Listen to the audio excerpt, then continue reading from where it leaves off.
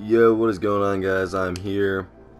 You'll hear my fucking PS4 controller clicking through this video, but today's video is about the top 5 offensive players in the game, and you're like, okay, what's the gameplay in the background? Well, it's just this little my league that I'm playing by myself. I don't even know why I'm playing it by myself, but it's whatever. Michael Beasley, nice job blocking. Anyway, best offensive player right now in the NBA, number one. We're gonna start off number one, Steph Curry. I don't think you can really.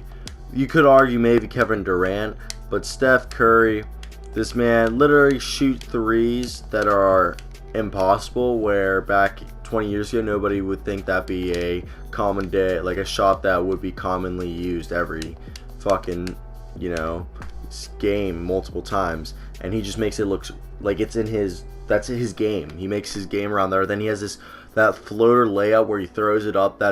And so he can attack the rim, he can dribble, he can pass. Even though he's not in the top 5 for assisting, he can just dime out some great passes sometimes. He has like 7-8 assists. That's still good. Everybody assists on that team. So with that being said, Steph Curry, hands down. As much as it's not that I hate Steph Curry because he's good. That's why I don't like him. That's honestly my only argument about why I can say I don't like him. Anyway, next guy. I'm going to say the next best guy in the league for scoring is going to be Kevin Durant. I believe it's Kevin Durant, even though he had a down year this past year. Was it a down year? No. He had a good year this year. Why did I say down year? I was thinking that he was injured this year, but he wasn't.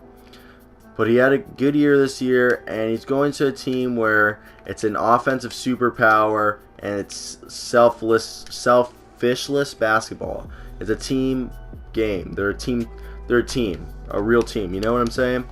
And this man he's such a good off-ball shooter. He can catch and shoot. He's one of the best catching and shooting players in the league. He's like top 3, I'm pretty sure.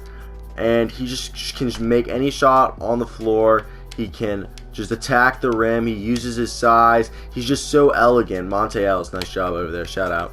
Anyway, he's just such a great player. Honestly, he's unique. He's just an athletic freak, and that's why I think he's pretty much the second best. Just Steph Curry's 3 shots, insane. Next up, I'm gonna say it's Boogie. Boogie is the best offensive center in the NBA at the current moment. Boogie's just insane.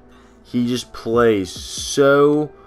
This man averaged 26.9 points a game, and he's a center for the fucking Kings. For the Sacramento Kings, okay? If they make the playoffs this coming year, it's because of Boogie. Boogie has a chance to be one of the all-time greats. I feel like if he gets over these off-the-court issues, he can become a good leader. He's just all around. He can shoot, he can score, he can defend, he rebounds. He has a good motor when he wants.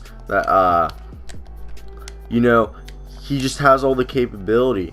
And the thing is that he can just be one of the best players and be a great leader if you can just trust him to be like mature enough and responsible.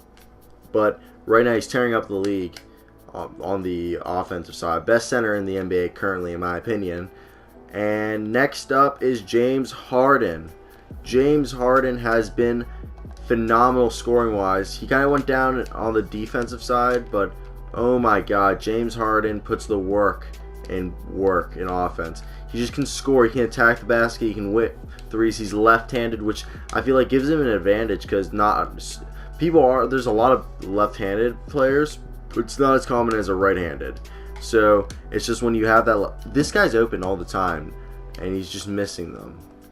But if you have a left hand, I feel like you kind of have it's not an advantage, but if you're good with you're a good player with a left hand, it's kind of an advantage because it's not a common for a person to go up to the left side because most people attack to the right side of the basket because most people are right-handed. But he just destroys the offensive side. He led the Houston Rockets to the playoffs. I don't know I don't think they made it this year, but like 2 years ago when he almost won MVP, he literally led his team to the playoffs. He was just a beast all around the court. Honestly, a phenomenal player. And last, I'm going to say it's LeBron James. but it's the LeBron James during the playoffs, NBA Finals LeBron James. Because regular season LeBron James is the LeBron James that keeps himself. He plays well when he's on the court, but he doesn't go 100%. He probably goes like 70%, 75% max. And he doesn't need to score all the time, even though his jumper isn't as good as he used to be. He doesn't need to score. He naturally was a passer. When he came into the league, he was more known. He could score. His scoring is his second option. He's more of a natural passer, so he can still dime. He can still cross people up. He can still attack the basket because he's an athletic freak. He's ultra athletic, elite. He's still top 5, one of the best of all time, probably the best. I think he's better than Jordan, just because he's just sheer athleticism is just insane. And I don't think he needs to be. He's going to be good until he retires, due to the fact that he's just such a good and smart basketball player that as he gets older, he doesn't need to have that ultra athletic. He'll just be able to depend on his smart and his basketball experience on how to beat people, like Tim Duncan does, which is going to be insane. And I can't wait for his elder years because he's still going to rate. He's going to be one of the best. But that's about it, guys. I hope you guys did enjoy this video. Tell me down below what you guys thought. What do you think's going to happen?